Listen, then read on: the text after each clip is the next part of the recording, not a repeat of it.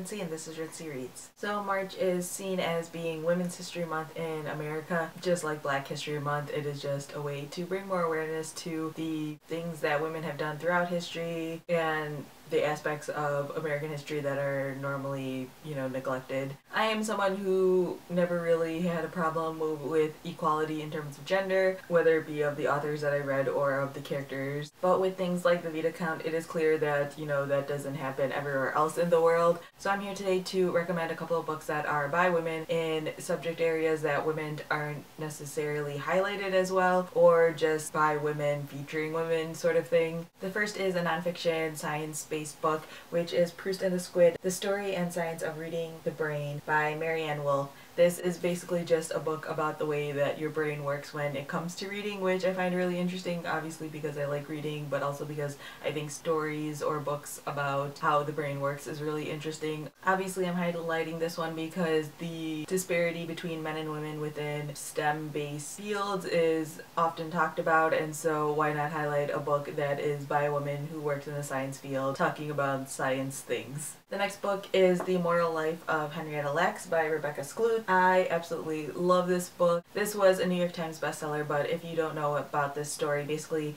Henrietta Lacks was a woman who was alive during about the 1950s, 1960s. She got a tumor on her body and she went in for, treatment, and the doctors there took cells from her tumor and kept them to use them for experimentation. The reason why they used those cells is because her tumor cells were multiplying rapidly, so it was easy to utilize them for scientific experimentation because they would see the results very quickly and be able to make conclusions a lot faster than waiting for regular cell growth. But the thing is that Henrietta Lacks had no idea that any of this happened, and her family received no compensation. This was a super interesting read, and I feel like it brings up a lot of just ethical issues in terms of the medical field, which I thought was really interesting. Next, I want to highlight these Eleanor Roosevelt biographies. That's by Blanche Weiss Cook. This is a 2-volume series which just goes over basically the entirety of Eleanor Roosevelt's life. If you don't already know, Eleanor Roosevelt was a really amazing first lady. She actually had a lot of say and just advice to give to FDR during his time in the presidency, and just even her own work that she did while she was the first lady. She utilized her resources and her reach in order to really try to make a difference. On a related note of American history, I recommend any book by Sarah Vowell because she is just a really amazing writer and does a great job of covering American history. She has, I believe, 4 books out, and I've read them all and love them all. She's very snarky and witty, and she makes American history a lot more interesting and a lot more accessible to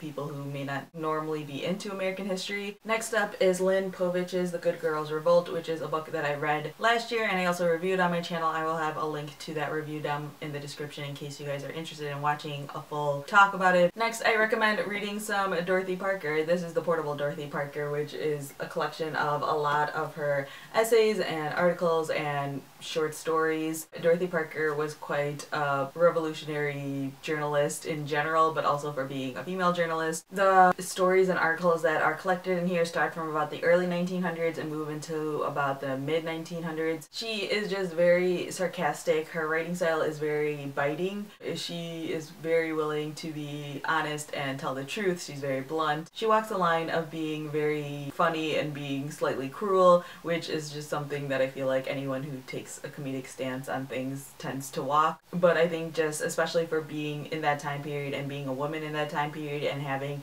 such strong opinions is just really great to see. And then finally, I have one fiction book to recommend, and that is The President's Daughter by Ellen Emerson White. This book was originally published in the 1980s and then was republished in the 2000s so that it was updated with more current information. This is a 4-book YA series that follows the president's daughter, obviously, but the president in this situation is actually the first female president in the United States, which is, really amazing to see, but I think specifically more poignant because this was originally written in the 1980s. And while this series focuses on the daughter, it still talks about a lot of the, sexism that being a female president would have to deal with, whether it be people not taking her seriously or, you know, making comments about things that are just very inappropriate, or, you know, talking about the way that she dresses over the things that she says. You know, it touches on all of those issues, which I think is really important too. It doesn't just make the female presidency seem like this ultimate dream thing. So yeah, those are a handful of books that I wanted to recommend to you guys. Feel free to leave comments down below, either with some great female biographies that you've read, some of your favorite female authors. I also recommend that you look at your own author breakdown and see if there is any sort of gender disparity. I know that I tend to lean more female than male in general, but in 2012 I did lean more male than female, which I didn't necessarily have a problem with because that was actually the oddball in the group of my author breakdowns. But I think that the majority of people actually tend to lean more male, so I definitely recommend looking at your own breakdowns and just seeing where you fall. And if you do fall more male than female, then maybe make it a point to pick up a couple of female authors or books about females this month. So yeah, that's all I have for now. Thanks for watching.